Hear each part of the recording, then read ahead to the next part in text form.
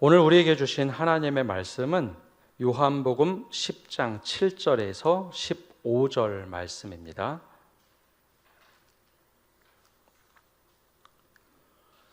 이제 하나님의 말씀을 봉독합니다. 그러므로 예수께서 다시 이르시되 내가 진실로 너희에게 말하노니 나는 양의 문이라. 나보다 먼저 온 자는 다 절도요 강도니 양들이 듣지 아니하였느니라. 내가 문이니 누구든지 나로 말미암아 들어가면 구원을 받고 또는 들어가며 나오며 꼴을 얻으리라. 도둑이 오는 것은 도둑질하고 죽이고 멸망시키려는 것뿐이요 내가 온 것은 양으로 생명을 얻게 하고 더 풍성히 얻게 하려는 것이라. 나는 선한 목자라. 선한 목자는 양들을 위하여 목숨을 버리거니와 삭구는 목자가 아니요 양도 제 양이 아니라. 이리가 오는 것을 보면 양을 버리고 달아나나니 이리가 양을 물어가고 또 해치느니라. 달아나는 것은 그가 삭군인 까닭에 양을 돌보지 아니함이나 나는 선한 목자라.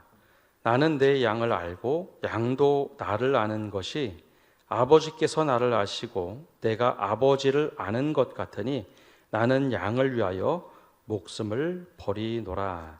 아멘. 오늘 처음 교회 나오신 여러분들, 또 교회에 오늘 오신 모든 성도님들 주님의 이름으로 환영합니다. 제가 개인적으로 여행을 좋아해서 자유여행을 다닙니다. 국내야 예약하고 가는 것 별로 어렵지 않은데 외국으로 자유여행을 다니려면 신경 써야 할 것이 많습니다. 항공권 예약하는 것, 또 숙소 예약하는 것, 이 두 가지 예약하면 여행 준비 한 반쯤은 끝난 것 같습니다. 현재 도착해서 대중교통을 타고 다니기 위해서 패스도 사고 여행을 합니다. 자유여행의 장점은 제가 가고 싶은 곳, 또 제가 먹고 싶은 것을 자유롭게 먹는데 장점이 있습니다. 그래도 길을 잘 찾아가기에 크게 어렵지 않은데 자유여행이지만 자유를 제한하는 것들이 은근히 많습니다. 대중교통을 이용하려고 했는데 대중교통이 갑자기 이동 경로가 변경이 되거나 혹은 제가 이곳에 가고 싶어서 그곳을 방문했는데 구글이나 다른 사이트에 분명히 오늘 연다고 했는데 그 멀리까지 찾아갔는데 그 장소가 닫힌 경우도 있습니다. 때로는 음식점을 갔는데 음식점이 사라지고 없는 경우도 가끔은 있습니다. 이 자유여행의 장점은 제가 가고 싶을 때 가고 머물고 싶을 때 머물고 쉽게 편하게 지내는 겁니다. 그런데 그 여행 가운데 이런 변수들을 만나면 참 어렵습니다. 그런데 이 자유여행을 하다가도 마음이 확 놓일 때가 있는데요. 제가 가는 지역에 지인이 있을 때입니다. 지인이 이번에는 이 지역에 우리 집에 와서 쉬십시오라고 얘기를 해주면 그것처럼 마음이 놓일 때가 없습니다. 그 지인을 만나면 지인의 집에 며칠 동안 쉽게 머물 수도 있고 그 지인이 제가 이곳에 가고 싶다고 하면 차량을 제공해 주기도 하고 그곳에 미리 다 연락해보고 오늘은 그곳에 안 연답니다. 그렇게 이야기해 주기도 하죠. 제가 먹고 싶은 음식에 대해서 얘기하면 그건 관광객이 먹는 거고 현지인들이 먹는 집은 훨씬 저렴하게 잘 나오는 데 따로 있습니다 하면서 더 좋은 것을 추천해 주기도 합니다. 그래서 낯선 곳에 가서 처음 가는 곳에 가서 지인을 만나면 정말 마음이 편합니다. 이제는 며칠 동안 좀 쉴 수 있겠구나 라는 생각이죠. 여러분 짧은 여행도 그런데 여러분 인생의 여행은 어떠할까요? 우리는 인생의 여행을 떠나면서 합니다. 다들 인생의 여행을 준비하면서 떠나기 때문에 다들 잘 가는 것처럼 보입니다. 나만 힘들고 나만 선택해야 되고 나만 어려운 것처럼 보여집니다. 저 사람 보니까 목적도 잘 잡고 목표도 확실하고 너무나 잘 가는 것처럼 보일 때가 많습니다. 야, 저 사람 뒤만 따라가면 내가 잘 되겠지. 따라가다 보면 그 사람은 잘 가는 것 같은데 나만 길을 잃어버리는 것 같죠. 그런데 그 인생을 자세히 들여다보면 아무리 인생 여행 잘하는 사람 같더라도 늘 인생의 갈림길에서 주저합니다. 때로는 그 사람도 이 길이 분명하다고 왔는데 길이 끊겨 있는 것도 있고, 때로는 길을 빙글 돌아가야 되는 선택의 순간도 있습니다. 좀 가장 힘든 것 중에 하나는 인생의 여행 동반자와 함께 왔는데 갑작스러운 사고로 누군가 인생의 여행에서 홀로 남아질 때, 홀로 남겨질 때는 정말 외롭고 힘듭니다. 내가 가야 되겠는데 남은 인생에 무슨 의미가 있는가라는 생각도 들 때가 있습니다.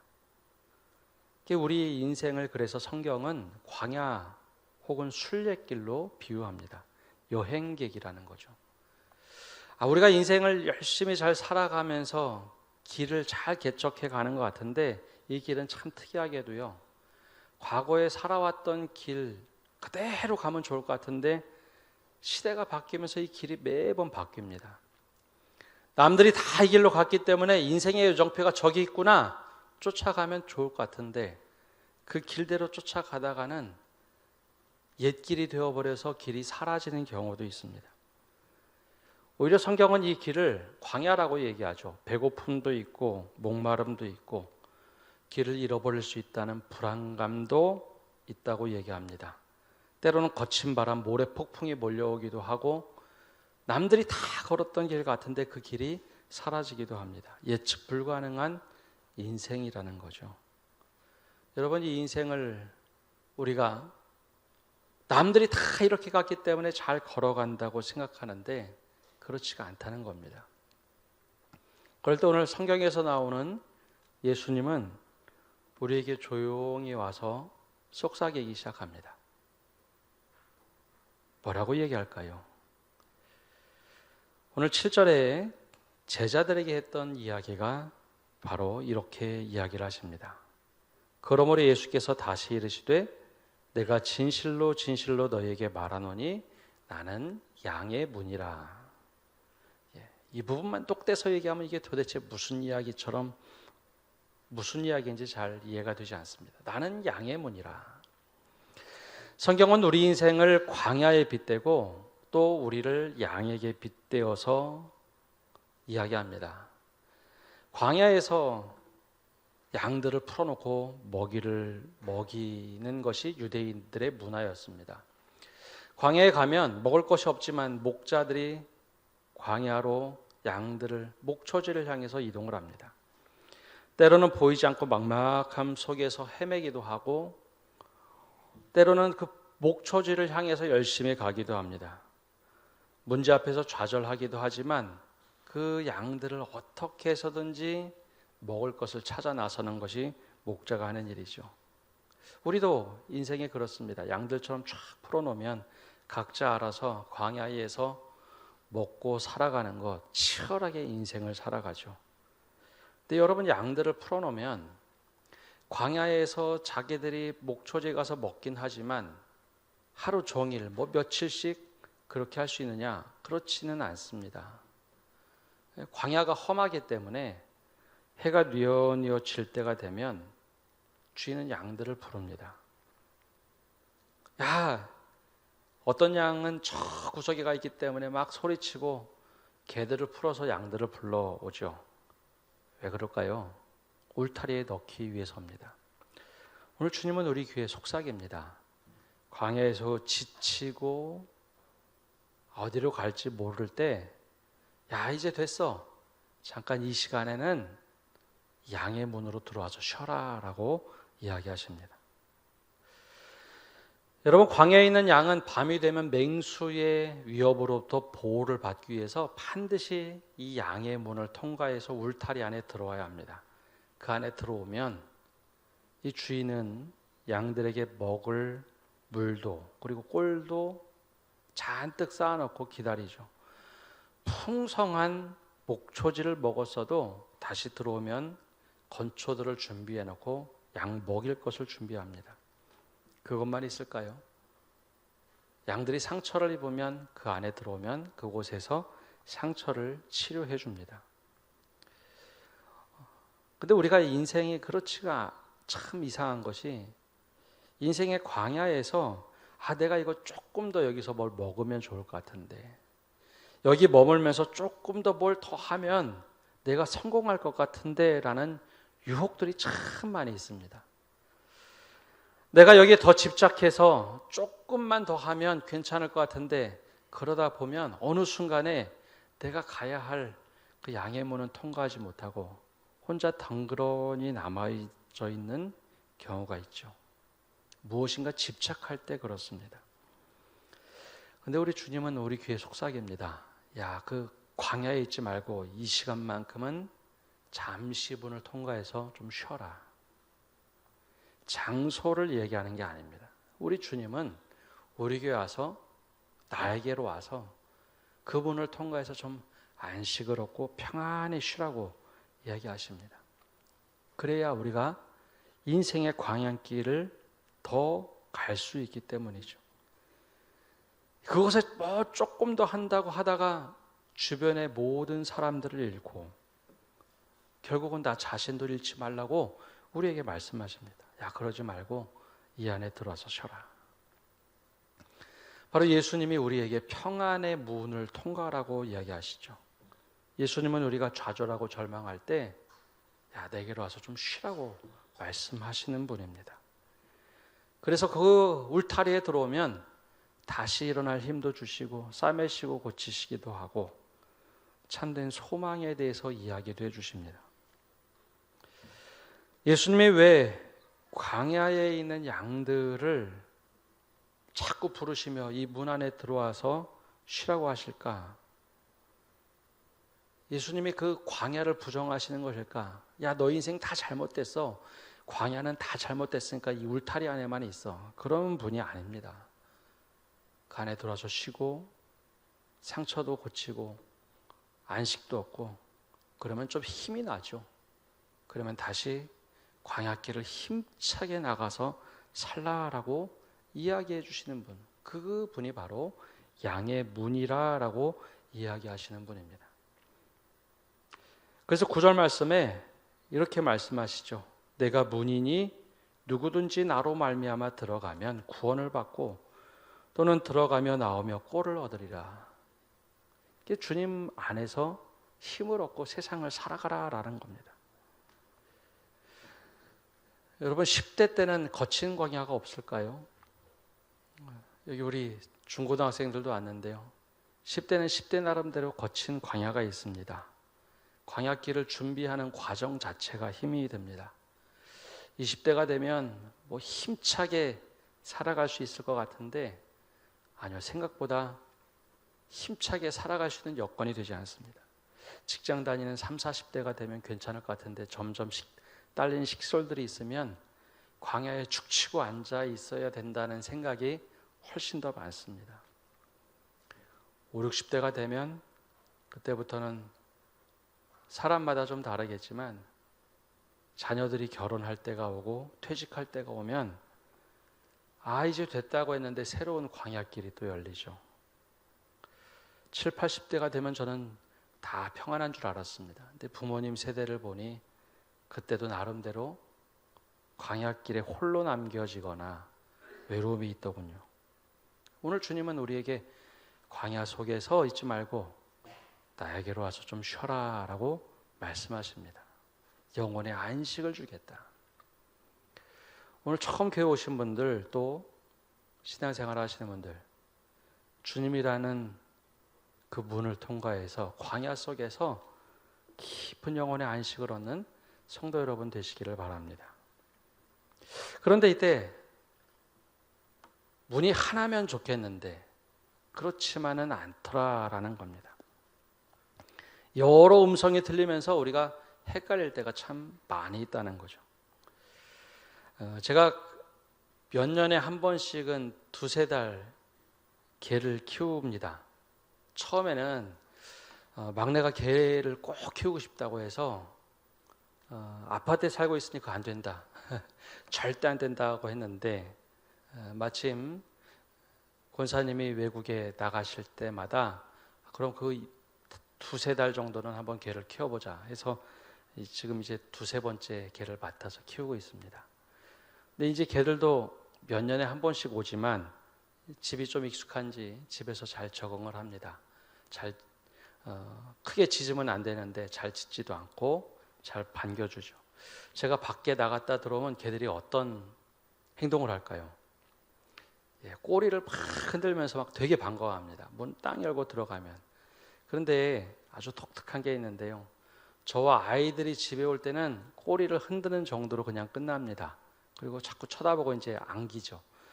그런데 아내가 밖에 나갔다 들어올 때는 개들이 좀 강단에서 하기엔 좀 그렇지만 생쇼를 합니다. 막 두 발로 일어서서 막 뛰고 돌고 막 짖고 안아달라고 막 난리가 나면 뱅글뱅글 돌고 난리가 납니다. 제가 그 모습을 보면서 이 개들도요, 누가 자기를 정말 사랑해 주는지 금방 안다는 겁니다.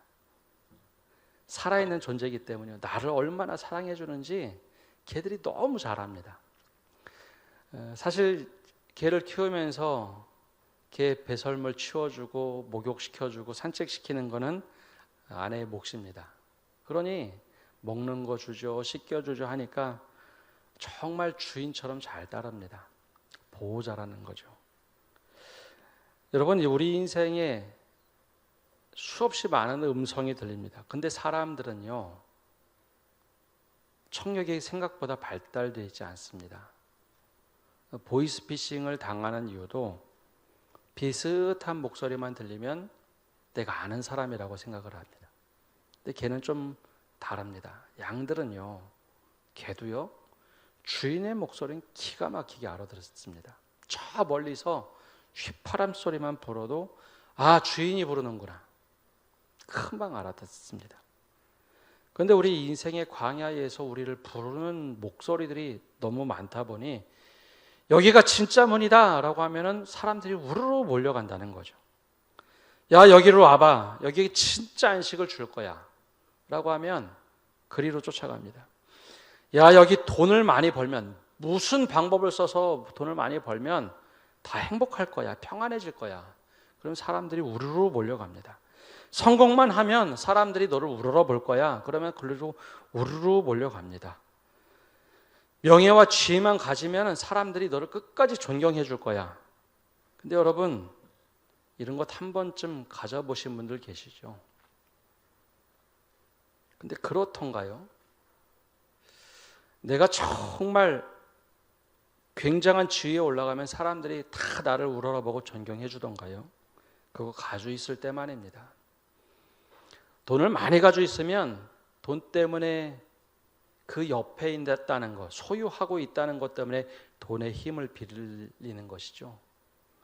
근데 돈이 조금이라도 사라지기 시작하면 사람들은 금방 신기루처럼 등을 돌리기 시작합니다. 평안인 줄 알았는데 평안이 아니라 편리함만 남는다라는 거죠. 근데 그런 음성이 우리 주변의 광야에서 너무 많습니다.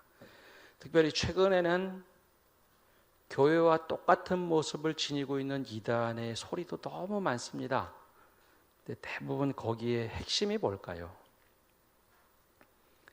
예수님은 내가 양의 문이다 라고 하면서 들어와 안식을 얻고 평안을 얻으라 라고 했는데요.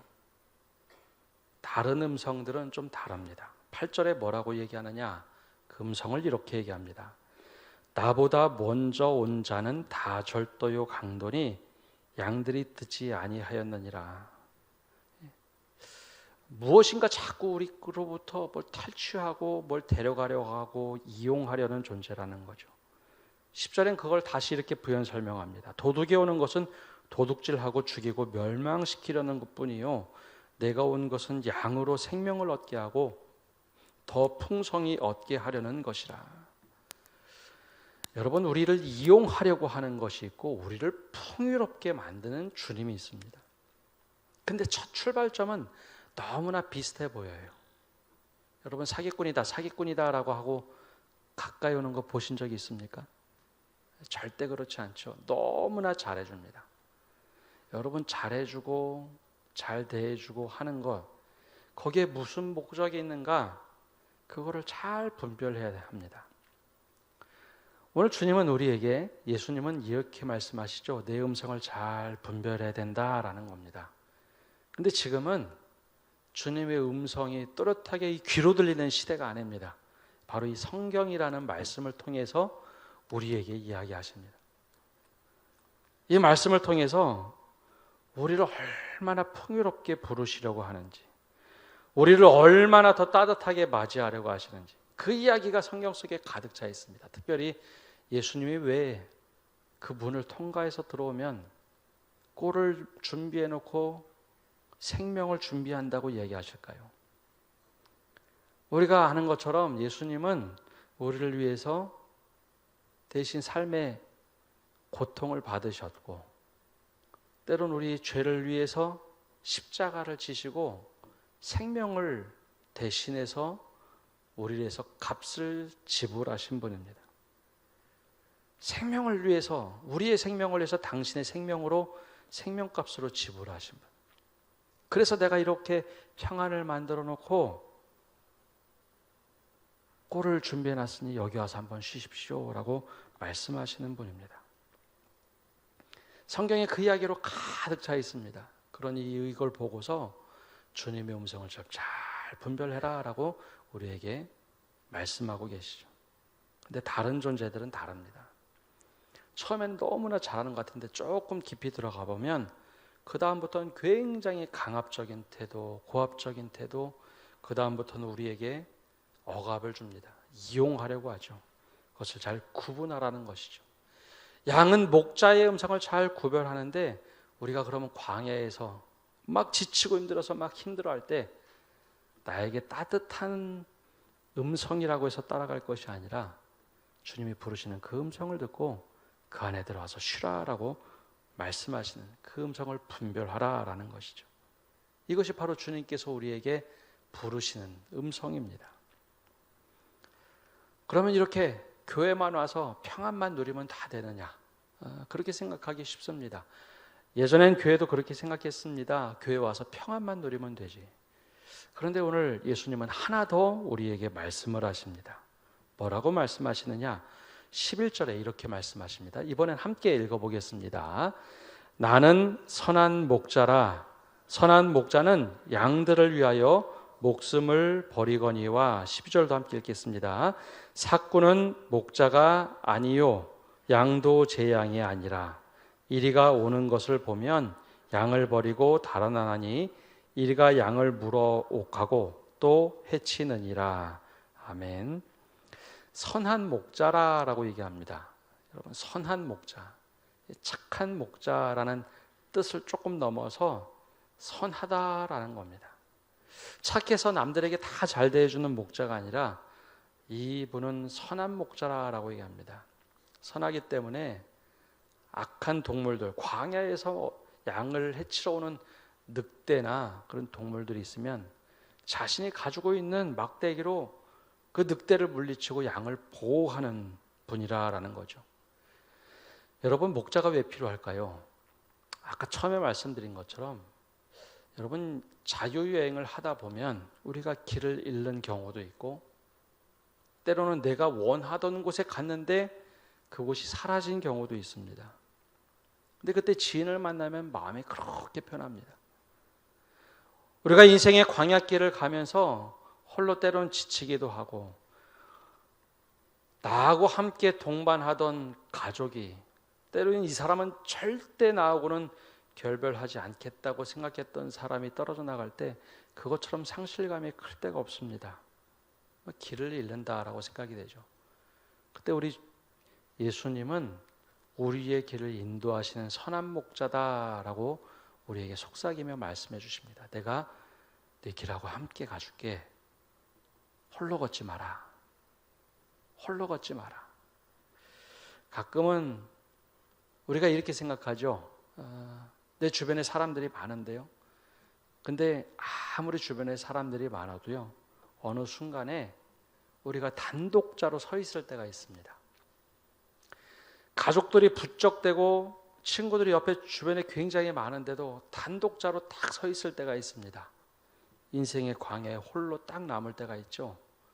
근데 그때 주님은 우리에게 이해하십니다. 내가 선한 목자다. 내가 여러분하고 함께 할 것이다. 왜 그럴까요? 보호해 주기 위해서, 때로는 길을 안내해 주기 위해서입니다. 성경은 우리의 인생 광야길을 부정하지 않습니다. 그냥 그 길을 걸어가야 된다라고 이야기하죠. 근데 그때 우리 홀로 걸어가는 길이 아니라 주님이 우리 길을 함께 동행하신다라고 얘기하십니다. 때론 양의 문이 돼서 우리를 평안하게 쉬게도 하고, 때론 목자가 되셔서 이 길로 가야지 진정한 길이다라고 말씀하십니다. 내 아픔도 다 알기 때문에 그걸 싸매시기도 하고 고쳐주기도 합니다. 길을 잃었을 때 길을 제대로 인도해 주기도 하고, 쉬지 못해서 내가 막 안절부절 못할 때 푸른 초장과 실만한 물가로 인도해 주시는 분입니다. 그러면서 위로해 주시죠. 왜요? 우리를 사랑하시니까 그렇게 하는 겁니다. 그래서 주님은 우리에게 나는 선한 목자라, 나는 내 양을 알고 양도 나를 아는 것이 아버지께서 나를 아시고 내가 아버지를 아는 것 같으니 나는 양을 위하여 목숨을 버리노라. 기꺼이 목숨을 버릴 만큼 우리를 사랑하시는 분. 그래서 오늘도 인생의 광야길 우리 홀로 걸어가지 말고 주님이 우리를 초대하십니다. 말씀을 뵙습니다. 여러분, 인생의 길, 광야길을 우리가 다들 걸어갑니다. 남들이 여기에 무엇이 있다고 하면 우르르 몰려갑니다. 특별히 우리나라 사람들의 특징은 여기에 뭐 있대? 그러면 물불 가리지 않고 다 뛰어갑니다. 특히 돈과 관련된 문제가 있으면 그게 부당하던 옳던 그거 상관하지 않고 다들 뛰어갑니다. 그러면서 꼭 하는 말이 있죠. 다들 이렇게 살아. 그런데 그런 광야길을 막 헤매고 있을 때 우리 주님이 말씀하십니다. 거기에 가치를 두고 있지 말고 잠깐 내 안에 들어와서 쉬어보라고. 거기에 우리의 영혼의 안식이 있다고 얘기하십니다. 잘못된 길 가는 거 더 부추겨주기 위해서 그렇게 하는 거 아닙니다. 그곳에 쉬면서 내가 인생길 제대로 가고 있는지 깨닫기도 하시고 고쳐주기도 하십니다. 그러면서 우리를 초대하시죠. 바로 그 주님의 음성을 잘 분별하시는 모든 여러분들 되시기를 바랍니다. 그때 그 음성을 들을 때 다른 수없이 많은 음성들과 섞여서 들립니다. 아, 맞아, 저게 더 옳은 것 같은데. 그때 한번 잠시 멈춰서서 나에게 진짜 나를 위하고 내 인생 제대로 걸어가게 하시는 그 음성이 무엇인지 다시 한번 귀를 기울여 보십시오. 그리고 선한 목자가 되신 주님이 우리 길을 인도하실 때, 아, 주님 맞습니다. 그 길을 제가 함께 걸어가겠습니다. 그 길을 잘 인도해 주시면 제가 인생 마지막 순간까지 그 길 한번 가보겠습니다. 당신이 목숨을 그렇게 버리시면서까지 나에게 그 길 인도해 주시니까 내가 그 길 한번 가보겠습니다. 이 고백을 하며 주님의 문을 열고 들어가시는, 또 주님과 함께 목자 되신 주님과 함께 길을 걸어가시는 모든 성도들 되시기를, 또 오늘 처음 교회 나오신 우리 새 가족들 되시기를 바랍니다. 기도하겠습니다. 하나님, 오늘도 저희가 주님 앞에 나와서 말씀을 듣고 나갑니다. 주님, 우리 인생 광야길에서 때론 길을 잃고 외로이 홀로 서 있을 때 주님이 우리에게 다가오셔서 내가 문이니 이 안으로 들어와서 쉬라라고 하실 때 우리 영혼의 깊은 안식을 허락하여 주시옵소서. 힘차게 걸어오다가 길을 잃었을 때 주님께서 그 양의 문이 되시고 우리에게 평안함을 주실 때 그곳에서 쉬고 다시 인생길을 걸어갈 수 있는 힘을 허락하여 주옵소서. 주변에 들려오는 수없이 많은 소리들, 이것이 진리라고 얘기할 때 그 음성 속에 주님의 음성이 무엇인지 바로 깨닫고 음성을 분별하게 하시고, 그 음성을 분별했을 때 주님이 우리 인생길, 광야길을 헤쳐갈 수 있도록 인도하심을 깨닫고 주님 손 붙잡고 한 걸음 한 걸음 나아가는 저희가 되도록 은혜 내려 주시옵소서. 그래, 인생 마지막 그 순간에 인생길 참 잘 걸어왔다, 내가 인생 참 가치 있게 살았노라 라고 이야기할 수 있는 여기 모든 한 사람 한 사람 되도록 축복하여 주옵소서. 예수님의 이름으로 기도합니다. 아멘. 우리 다 함께 일어나셔서 찬송가 305장 찬양하겠습니다.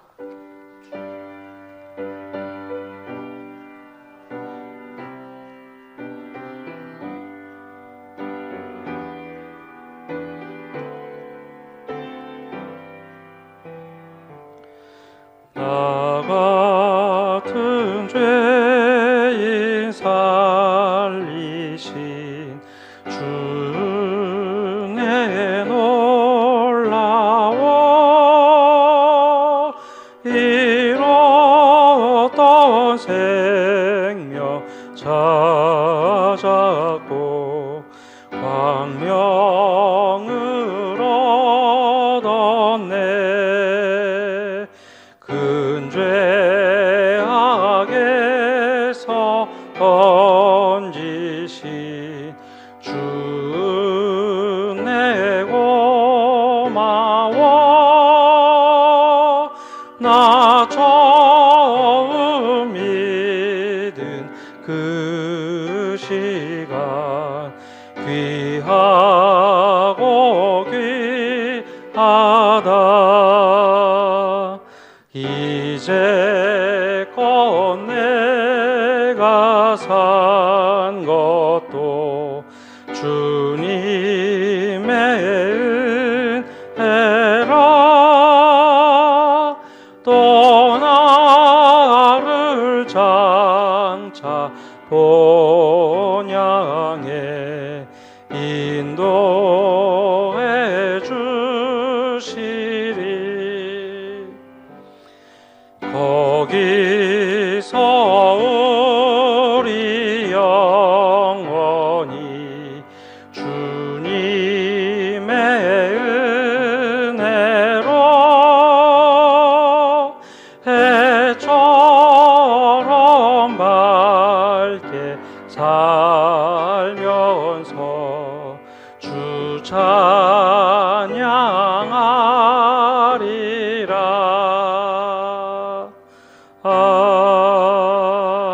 아멘.